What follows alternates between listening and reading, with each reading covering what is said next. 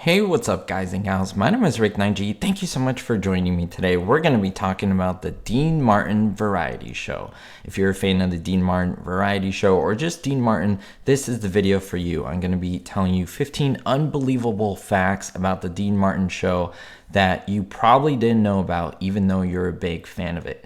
I've been posting full clip sketches on my Instagram page, which is called Rick_9G, all written out. And that's where you can watch full clips. They're for free, and a lot of people are enjoying that. I can't post them on YouTube, it's not allowed, but I post them on there, and so many people are enjoying them. So make sure to check it out because you are missing out if you're not there. With over 1,900 videos, I talk about classic TV shows and movies, so make sure to browse the channel and subscribe. Let's get right to it. Let's go to number one, the first unbelievable fact, and that is Dean Martin almost never rehearsed. In fact, he just showed up when it was time to film, he read the cue cards during taping, and left. And this created a casual feel for the show that was real, and a lot of people and a lot of fans really liked about him and about the show. Number two, he wasn't really drinking on stage. You will regularly see Dean Martin with a glass and a liquid that has kind of an yellow orangey color, almost like a brown to it. And this is the image that he tried to give off. But in fact, this glass held apple juice, not whiskey. And it was part of his character, if you can say, to show that he was always drinking. Number three, he was often not even in the same room as his guests. Now, this is a mind-blowing one because many people who watch the show thought that Dean Martin was always in the same room with the guests, but that is not always true. Many of the celebrity guest sketches were filmed without Dean even present with them. The show's producers believed that filming Martin's parts separately and later editing them together made a bigger impact, and it was more to suit Dean himself and his schedule and what he liked to do and his low work schedule that he was trying to petition for and in fact was asking for, and the audience had no idea about this. Now, Dean Martin would only work one day a week. He agreed when he did the show that he could only film everything on Sundays. So the entire week's material was recorded in one long day, often with 2 or more episodes filmed back to back. Number five, he was paid $283,000 per episode in the 1960s. I know you want to know what the conversion is for that because I always like giving that to you. That is more than $2.5 million today. Again, per episode, which made him one of the richest TV contractors of the time. Now, NBC gave him an insane deal because they knew that the show would be a ratings hit and because he was so popular. Number six, he got a $34 million contract for doing basically nothing, and that basically nothing part is debatable. But he signed a 3-year contract for $34 million with NBC.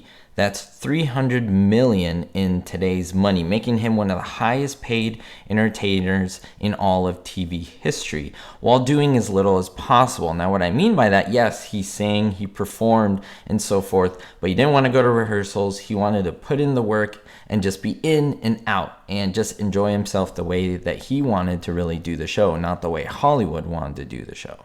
Number seven, his show regularly beat the Ed Sullivan Show. Now, despite Ed Sullivan being so popular, the Dean Martin Show often dominated Sunday nights in ratings, and it drew in younger fans and people who really enjoyed watching the Rat Pack.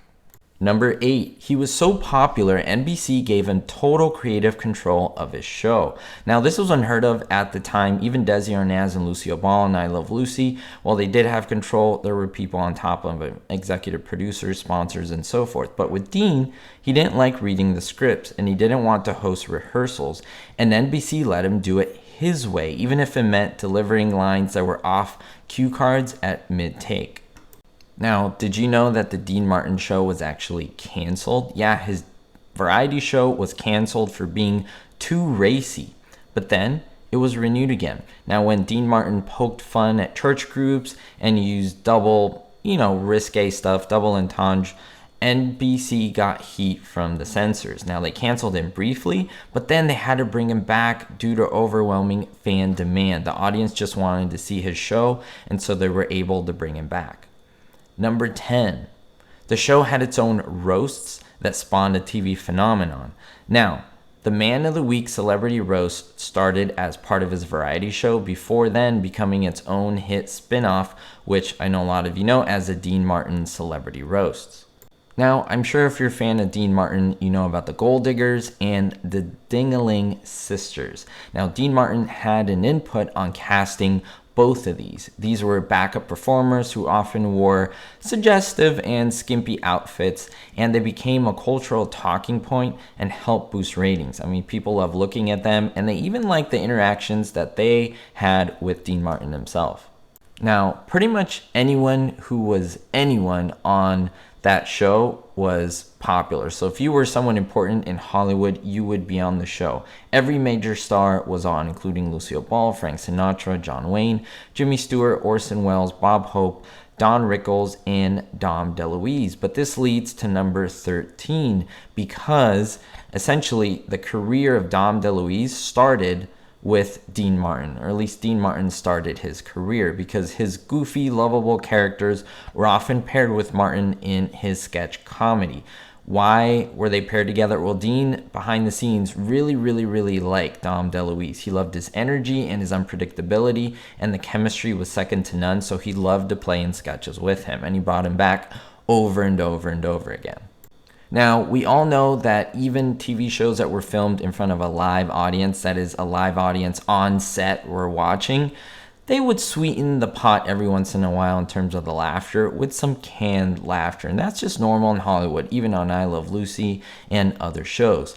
But on this show, the audience was genuinely laughing, even the crew. And this was because Dean often ad-libbed so much while the camera was rolling. And so even the men who were operating the camera would be laughing and the audience would be laughing, and they would break out into this real laughter, which often made it into the final cut. And sometimes they would even have to cut the laughs out because of how long the laughs took when they were watching the show. And number 15 simply blew me away because he in fact made more money after the show finished than during the show. How is this possible? Well, with reruns.